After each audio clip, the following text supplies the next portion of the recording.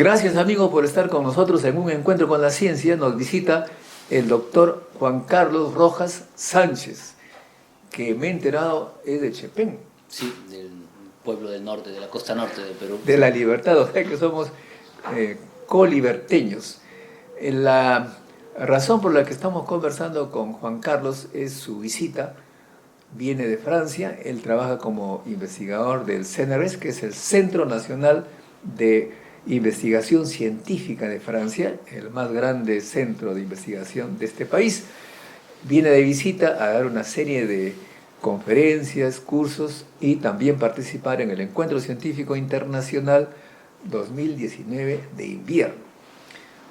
Juan Carlos es egresado de la UNI y este programa, como trata de incentivar la vocación en los jóvenes, queríamos preguntarle, en primer lugar, ¿dónde estudió primaria y secundaria? Yo no había pensado eso hace mucho tiempo. Mi familia se mudó mucho a lo largo de mi niñez. Estudié en Chepén, la primaria, digamos, en tres ciudades, en Chepén, luego en Pacasmayo, donde empecé, en Lima, y finalmente terminé la primaria de cuarto, quinto y sexto grado nuevamente en Chepén. ¿En Chepén? Sí, en Chepén, en el año 86, si la memoria no me falla. Luego del 87 al 92, la secundaria, también en distintas instituciones, en el Alfonso Ugarte, en Paseo de la República, del primero al segundo año. Tercero y cuarto en Chosica, en una ¿Creí que tu padre era policía o qué? No era policía, no sé, cosas de la vida. Mi papá después se hizo mecánico, pero la familia, no sé, por cosas de la vida, o sea, mi familia se mudó mucho. ¿Y en qué momento te diste cuenta que la ciencia era tu tema? ¿Alguien influyó? No, honestamente, yo puedo decirlo porque a veces he visto, tengo colegas que desde pequeños han sido incentivados por la ciencia. Desafortunadamente yo no he tenido esa ayuda. Yo de la ciencia de pequeño nada, o sea, si jugaba ahí en el huerto de mi abuelo, entre los árboles, etcétera, y con pocos niños, mis hermanos esencialmente, alejado de la ciudad. Pero yo me hice físico, soy físico y me gusta la física, pero lo conocí así por accidente, digamos, cuando postulé a la UNI. Lo postulé por el desafío que era la UNI, de las matemáticas, me atraían, ingeniería, y honestamente no escogí física como una primera ¿Qué opción. escogiste? Escogí el Canal 2, pero fue un poco también por estrategia. Escogí sistemas, escogí electrónica. En esa época, no sé si ahora ha cambiado en la UNI, y en electrónica, en el Canal 2, había más opciones. Entonces dije, si entre las 4 opciones o 5 del canal de sistema no llego, al menos en electrónica tengo más chance, más oportunidad.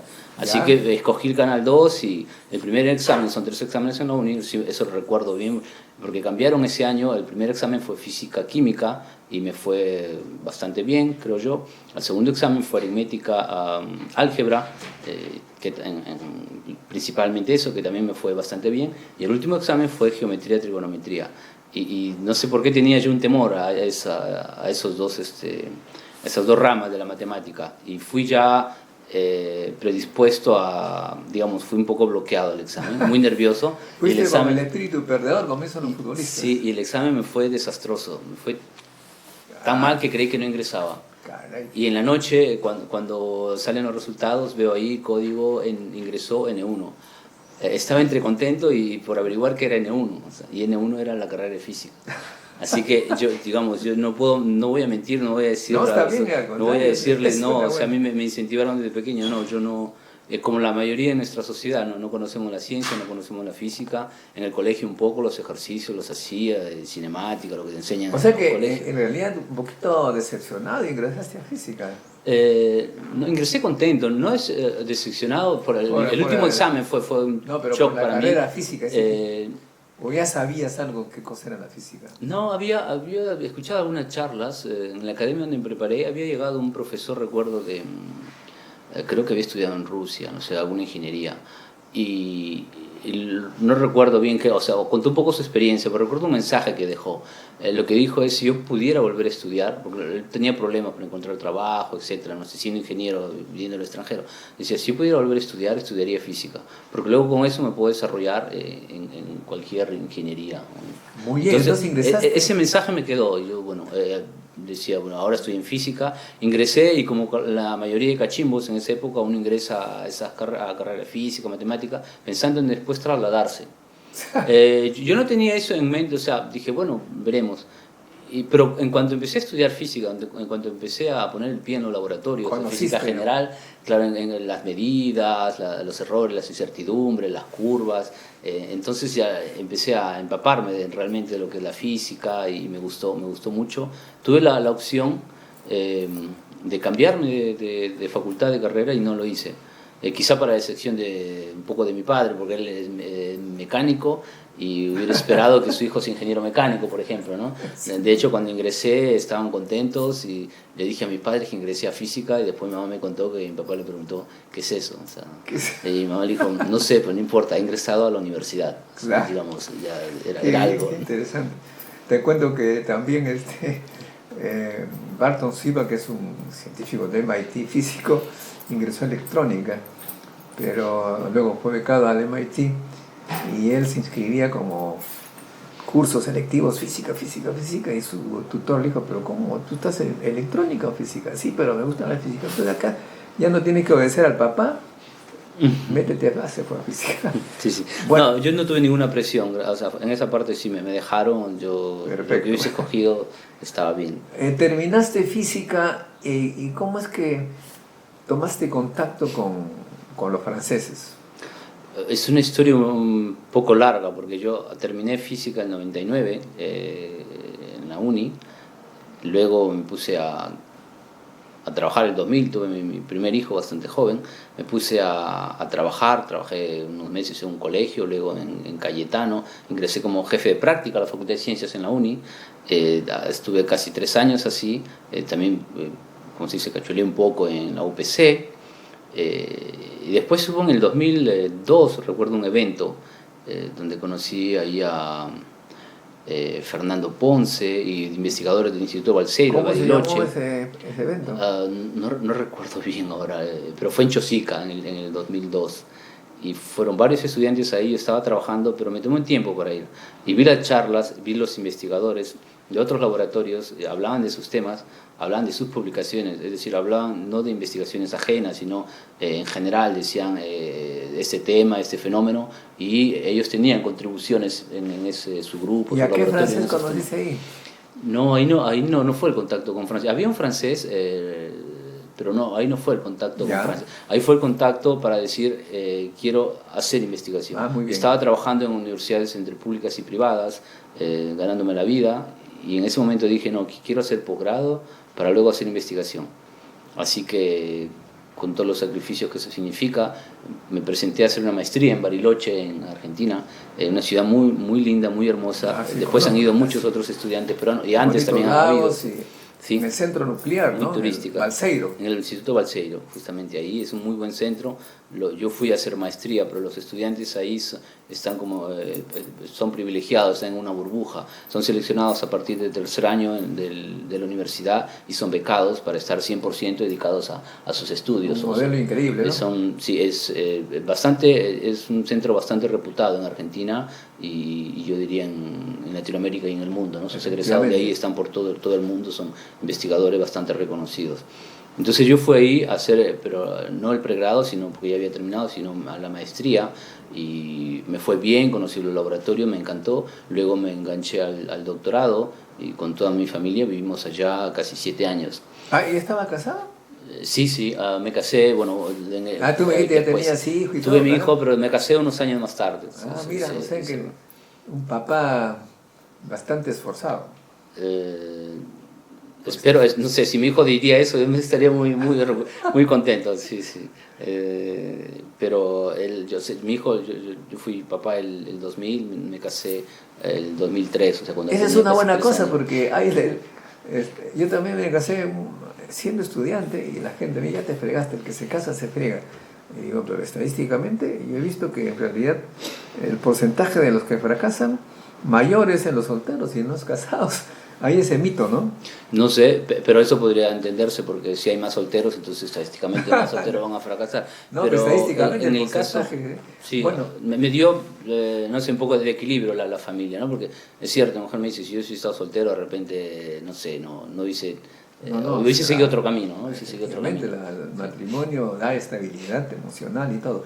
Bueno, y entonces de allí, entonces, de Bariloche, al final tuve un poco de problema para terminar la tesis, el 2009, lo defendí, volví a Perú el 2010, mal, una época muy difícil, mi familia, mi hijo mayor lo recuerda, mi mujer también, muy complicada para nosotros. Finalmente se dio, tuve la fecha para la tesis doctoral para el febrero de 2011. Pero en junio de 2010, cuando estaba acá en Lima, muy mal, Nahuel Monteblanco, que creo que ¿sí? lo conocen, sí. Él había ido a Bariloche porque yo lo había invitado, lo había llevado todo. De hecho, había ganado una beca doctoral para hacerlo en Bariloche y escogió ir a Francia, bueno, su decisión, y le ha ido bien y le va bien. Él estaba en Grenoble en esa época, en Spintec, una institución muy reconocida de spintrónica en Francia, y me dijo, va a haber un evento en Perú por los 50 años de la Facultad de Ciencias, están yendo un grupo, una delegación de investigadores franceses. Entonces yo me acerqué esos días a la Facultad de Ciencias y ahí contacté, hablé un poco con los investigadores y hablé con otro investigador que coincidentemente era el director en esa época, el científico de Spintec, Alan Schul. Ah, sí, nuestro gran amigo Alan Schul, sí. Y bueno, por esa cosa de la vida estábamos hablando, yo le decía que había hecho un poco de magnetismo, espintrónica, en mi tesis en Bariloche, estoy buscando postdoctorado. Honestamente tenía un poco de vergüenza porque mi producción científica no era muy alta en el doctorado para competir con otros estudiantes de otras instituciones y buscar un postdoctorado en las mismas condiciones, ¿no? Hay estudiantes que vienen, no sé, con 10, 20 publicaciones top, y yo venía con 2 o 3, pero era un grupo pequeño, y también eso ven, o sea, yo tenía ese temor, pero ahora he aprendido que ellos, cuando uno contrata un postdoc o un estudiante, valora o evalúa también de dónde viene, o sea, no va a evaluar igual a un estudiante que viene de un grupo claro, donde pues publican todos los años 10, 20 hay gente artículos. que forma parte de un grupo que publican 50 al año y él ya aparece.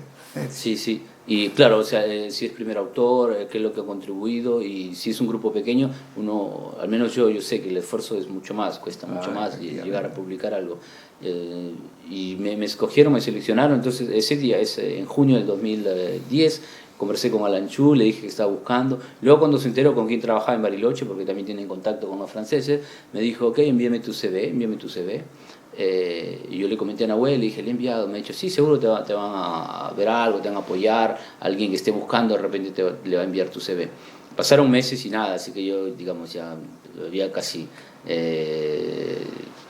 olvidado eso, o pensado que ya no pasaba nada.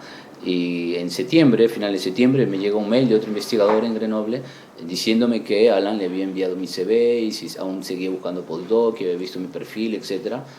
Y si aún seguía buscando, si estaba interesado, él tenía una posición de postdoc.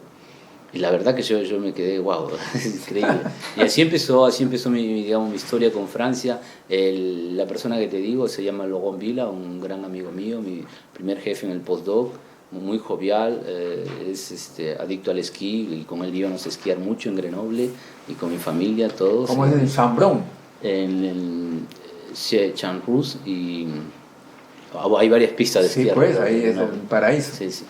Tú sabes que Alan Schul lo conocí cuando tenía 10 años, él, porque yo estaba pues en la Universidad d'Orsay, su papá era creo que llegó a ser alcalde o candidato a alcalde, era en todo caso un político muy reconocido, y él físico también, de modo que vino a Perú, vino al Encuentro Científico Internacional. Este movimiento de los franceses empezó en el 75, luego un vacío del 80 al 2000, y en el 2003 en el Encuentro Científico los invité y vinieron pues Piusi y otros, y se reinició este contacto. También Schul había estado en esas épocas en la Católica. Y ahora estamos pues en esta aventura de fortalecer las relaciones de Francia con Perú. Y bueno, entonces allí entiendo que en algún momento postulaste a un puesto CNRS. Sí, entonces eso fue como el 2010, 2011, como llegué a Francia, pero llegué no para hacer pregrado, maestría, doctorado, sino ya para hacer un postdoctorado. Y la verdad que, bueno, uno llega a un ambiente académico, te reciben muy bien, todos son muy gentiles, muy amables. Llegué con toda mi familia ya, y tenía mi segundo hijo, que había nacido en el 2009. Y llegamos los cuatro y por ahí fue un poco difícil al principio. Y yo estaba, bueno, a full en el laboratorio, dedicado al laboratorio, trabajando. Y me fue bastante bien. Me fue bastante bien todo lo que había adquirido durante el doctorado, la maestría y la base que había tenido en la Facultad de Ciencias de la UNI en física, física del estado sólido, cuántica, etc. Me sirvió bastante, desarrollé experimentos, empezamos una línea de investigación en Francia que estaba recién iniciándose ahí, habían desarrollado ya bastante, por ejemplo, en Japón, en Estados Unidos, un grupo en Brasil también, pero ellos tenían todo el concepto del estado del arte, de la teoría de los nuevos fenómenos que aparecían, y yo llegué con la resonancia ferromagnética para integrar a lo que estaban haciendo, ya por ejemplo habían hecho bastante en Estados Unidos y en Japón, o en otros países en Europa. Y desarrollamos esta técnica, nos fue bastante bien, tuvimos muy buenas publicaciones, altamente citadas, y él, el Laurent Villa, con quien hice mi postdoc, tenía colaboración en sus proyectos, porque allá, para enmarcar un poco, cuando uno es contratado por un postdoc o una tesis, está en el marco de algún proyecto financiado. En este caso, un proyecto ANR, que es la agencia que financia los proyectos en Francia ahora, la principal, ¿no? En este proyecto él tenía colaboración con el laboratorio de Thales, con Jean-Marie Georges, Henri Jaffre y Albert Fer. Así que desde que llegué empecé un poco a colaborar indirectamente con Albert, el laboratorio, y nos fue bastante bien, 2 años dedicados a full ahí en Grenoble.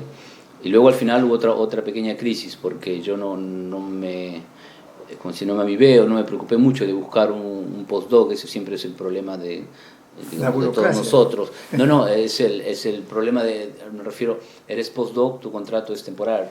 Sí, claro. Y luego al final siempre está un poco el estrés, y ahora qué hago, busco, dónde voy, vuelvo, y yo estaba con toda la familia y no me he preocupado mucho porque extraoficialmente habíamos quedado que había posibilidad de renovar o de que se extendía, entonces, y yo quería seguir en un laboratorio, tenía muchas cosas más por producir, por medir, entonces estábamos hasta el último día esperando que la administración dé el ok para la renovación de mi contrato, al menos un año más. Lamentablemente, un día antes del final de mi contrato, la administración en París del CEA dijo que no, así que creo que se vencía el 10 de julio mi visa, así que el 11 de julio estaba sin el titre de séjour válido, y fue bastante duro. Digamos, en Grenoble me apoyaron todo, fue bastante duro. Lanchul me volvió a apoyar también, y Jean-Marie Georges, uno de los colaboradores de Laurent Villa con quien había trabajado, tenía otro proyecto de estos que les hablo, ANR, que iba a empezar, y me dijo: si sabes algo de litografía óptica, yo te puedo contratar, el proyecto debería comenzar en enero, pero podemos adelantarlo hasta octubre.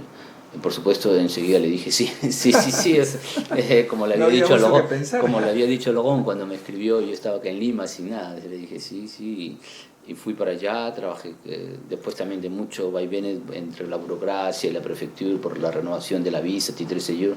Una vez que todo eso pasó, trabajé con la, digamos, lo que les puedo decir, me apasiona, me gusta lo que hago y lo disfruto, entonces trabajé de la misma manera, igual en Palaiseau, en CNRS Thales, con Jean-Marie, colaborando con Albert, sacamos más resultados científicos, más producciones, en revistas top, y buscaba, no sé, ser maître de conférence o postular a otro postdoc en otro laboratorio. Albert me apoyaba, no siempre era positivo, y y empecé a averiguar también en paralelo qué es el CNRS.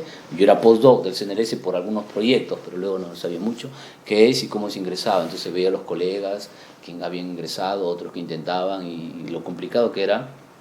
Y yo dije, bueno, tengo que intentarlo, lo voy a intentar. En el laboratorio me apoyaron. Contacté del 2014 en laboratorio en Nancy. En el área que yo investigo, que se llama espintrónica, en Francia es un lugar donde nació, está en grandes centros o conocidos mundialmente, están en París, en Grenoble y también en Nancy. Entonces, igual estratégicamente un poco escogí Nancy porque París y Grenoble están saturados. Como escogí física cuando postulé, el Canal 2 cuando postulé, no física, pero el Canal 2 cuando postulé. Entonces, si postula París, hay todo el mundo quiere París o Grenoble, está saturado. En Nancy no había habido puesto varios años, así que bueno, dije, voy a ir a París. Además, es reputado, o sea, no solo por eso, sino Claro. porque tenía una reputación, un buen laboratorio. Y así fue mi aventura para postular al CNRS. Fui a una conferencia, fuimos con Jean-Marie a Nancy, contactamos al jefe del grupo, Stéphane Manjan, un tipo muy, muy piola, y él dijo, sí, bueno, está súper ocupado, y después de unos meses no pasó nada. Cuando lo vi otra vez en Palaiseau, le dije lo que te pregunté, me dijo, sí, yo creo que vamos a tener una posición postdoc, escríbeme. Así que le envié un mail. Le dije, no, yo no estoy preguntando, no estoy buscando un postdoc, quiero postular al CNRS. Entonces me dijo, ok, ya entendió, y me invitó a dar un seminario en su laboratorio a todo el grupo, y luego ellos iban a discutir si les convencía y si me apoyaban. Porque tú puedes postular a un científico, un postdoc, puede postular de cualquier parte del mundo al CNRS. Claro. Pero sirve tener el apoyo. O sea, vas a tener que desarrollar un proyecto, no solo para un año o 3, sino digamos, para toda tu vida, pero al menos los 3, 5 primeros años que se vea el proyecto científico que vas a desarrollar y de dónde vas a desarrollar eso, en qué laboratorio, en qué ciudad. Y te sirve tener el apoyo local. Entonces, ¿no? O sea, es mejor contactar a los locales y ver para conocer las facilidades que hay. No vas a decir, yo voy a medir tal cosa en una ciudad donde no existe eso. Entonces no te van a destacar a ese laboratorio, ese grupo. Así que empezamos y luego a escribir el proyecto. Todos me apoyaron bastante en Grenoble, en París, en Nancy, en las correcciones del proyecto, y después cuando ya pasé el filtro administrativo, la carpeta, digamos, de los proyectos, todo lo que se tiene que hacer, uno es convocado como una defensa oral, ¿sí? Con todos los candidatos a una defensa oral ante un jurado, te iban a preguntar, tenías 15 minutos para decir quién eres tú, tu hoja de vida, para decir lo que has hecho en investigación y para decir tu proyecto, ¿no? Y al final preguntas de todos lados, de distintos tipos, y siempre hay un estrés, ¿no? No solo para ti, para todos los candidatos, todos estamos en las mismas condiciones.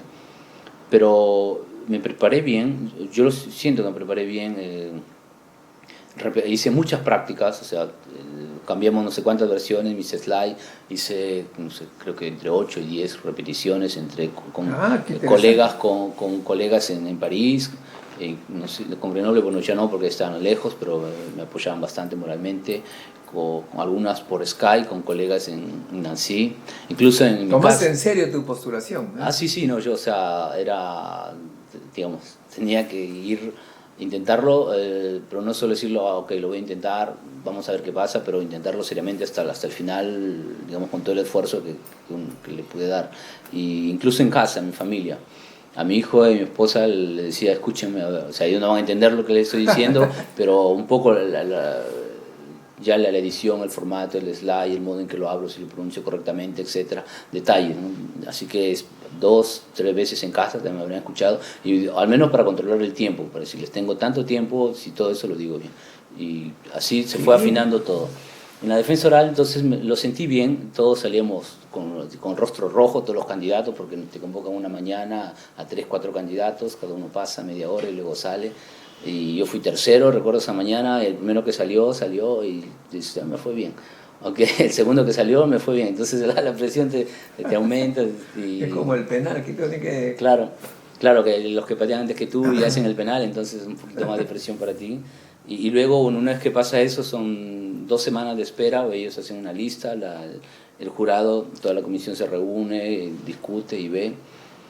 Y demoró un poquito más. Me recuerdo el día que salieron en internet las publicaciones en la sección que había postulado.